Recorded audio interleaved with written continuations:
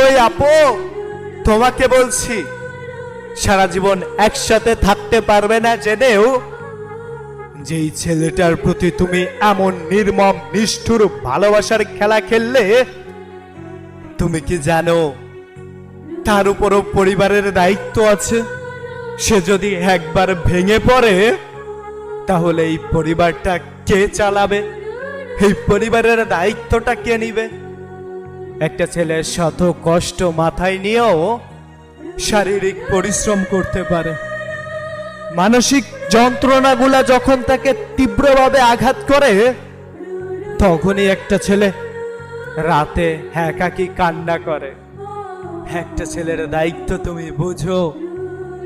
পরিবারের টেনশন, প্রিয় মানুষকে হারানোর ভয়, ক্যারিয়ারের চিন্তা, সবকিছু মিলিয়ে একটা ছেলে বিষণ্ণতায় ভোগে। তাই তোমাকে বলছি, যদি কাউকে নিজের করে ভাবতে না পারো, নিজের না হতে পারো, তাহলে মিথ্যা ভালোবাসার খেলা কখনো খেলো না।